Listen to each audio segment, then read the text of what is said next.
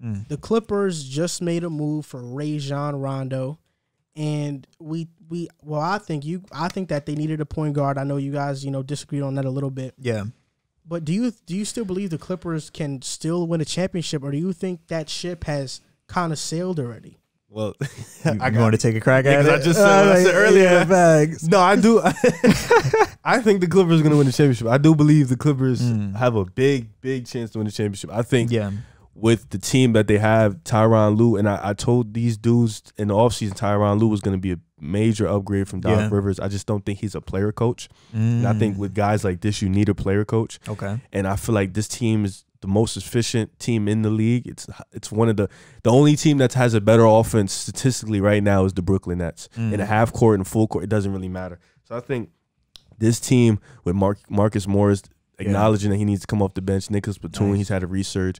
Paul George, he's has a few stinkers, but he's still playing at a great level. We like to see that. Kawhi Leonard is starting to surge into that MVP level. And I think these last two games, that Atlanta coming back from 22 down, the game before, I think those two games showed the resilience that this team has and showed that it's geared up for that long playoff run that it's going to take. And I think outside the Lakers, I think they're geared up to beat any team. I think a couple teams can beat them, but I'm going to put my money in the Clippers, and I believe in the Clippers this year if they're healthy.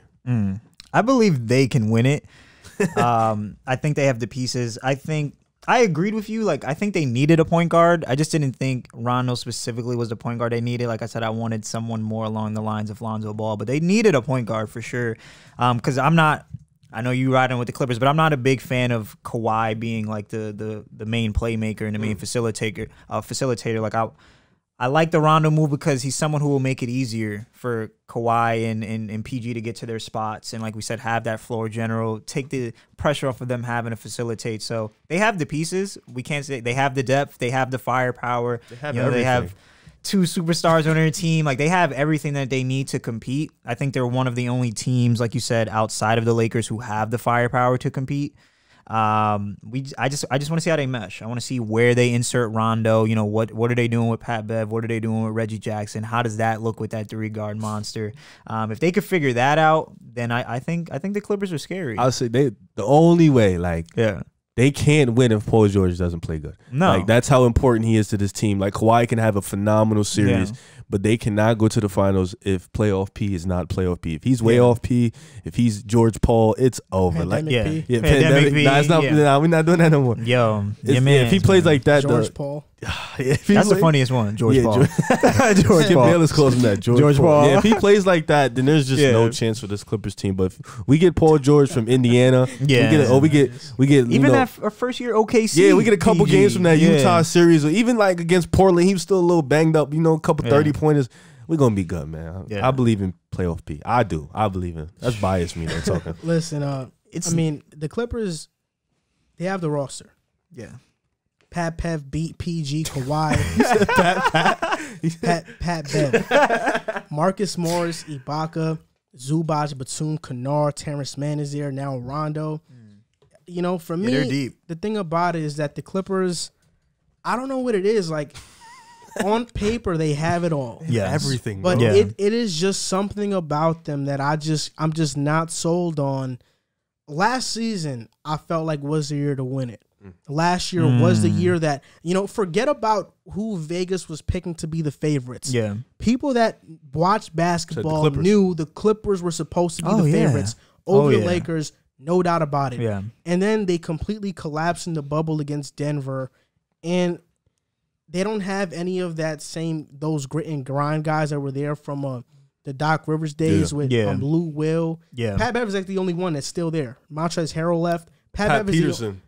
Patrick Peterson. Patrick Beverly was there. So Pat Bev's still there. He's the only guy that's there, but it's something that I just can't believe in the Clippers. I know they're 29-16, third in the Western Conference, but for me, their chance to win the title has sailed. Oh, and already? The reason for that is because we have the Brooklyn Nets.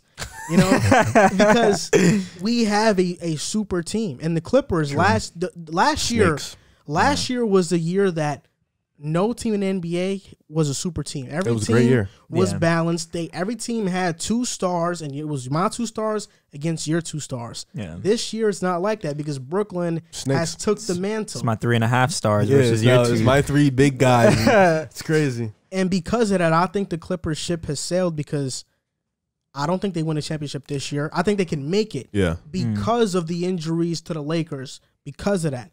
And I think they could even beat the Lakers in the series. But I think they can make the championship, but they cannot win it because they are going to run into Brooklyn. And next year, Brooklyn is still going to be there.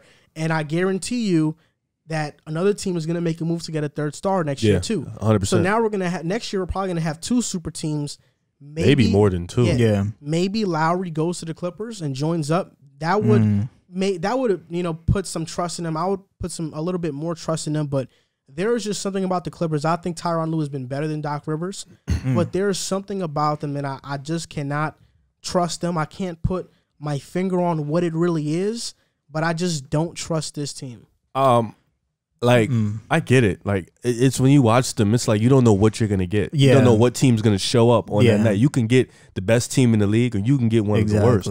And it's weird. Like only reason I'm still riding the ship is because I'm a Paul George fan. That's legit it. Yeah. But like, I agree with you. I think them getting to the finals for a Clippers franchise, I think that's just the goal. Like, Yeah. they have never made a WCF. I think getting there is just like, well, damn, we didn't. It has to be the chip.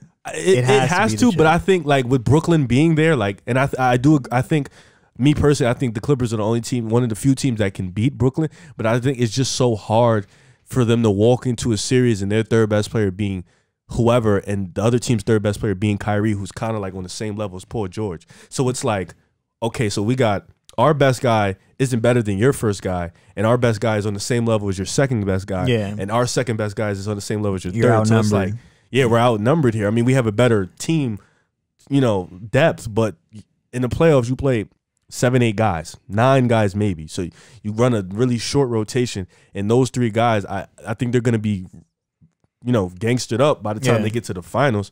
So it's like, I think getting through the Lakers is going to be a blessing for them. I think that's the series when they're going to be like, damn, we really did it. We made it to the finals. But I just think like it really comes down to that bench because like you said, last year they had the dogs, but in certain matchups, I feel like Tyronn Lue's going to really establish. Like Doc Rivers, he was kind of stubborn in a sense. Yeah. And keep playing Montrez when it was not working, not playing Zubac enough. Even though Zubac, Jokic is going to kill regardless, but Montrez, he was just feasting on double teaming him when he wasn't supposed to. So I think this team is better equipped.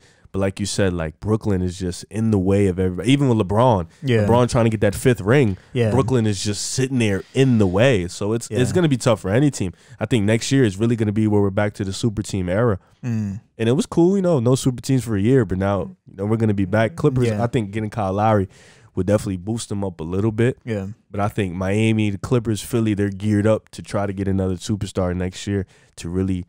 Even Boston, too, they're geared up to try to get another guy, and I think Brooklyn's going to set that tone for where super teams are going to be back in business. Yeah, I definitely agree. You said the key word, better equipped, and I think they're better equipped because I think the Clippers are one of the best defensive teams in the league. So I think the fact that they do have that firepower with Kawhi and Paul George, and they have the defenders in the length that they do, I think they're one of the more better equipped teams to be able to defend against Brooklyn, but I think they need another piece. Could Kyle Lowry be that piece? Yeah. He could be. But I think the best thing, and you guys could correct me if I'm wrong or give me your opinion, but to me, when you're going up against firepower, you need more firepower.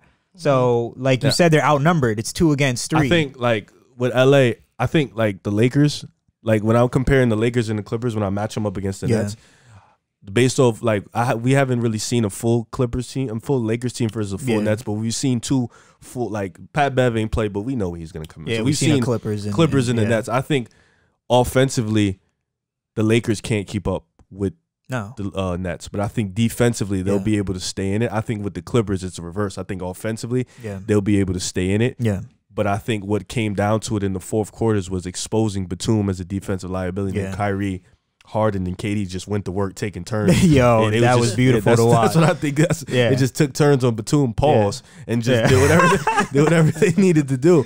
So I think that's what it's going to come down to. Like, I think the Clippers offensively, they can go toe to toe at the end, but the the Lakers provide more defensive problems just for the simple fact that with the Clippers, they match up in the sense of they have wings.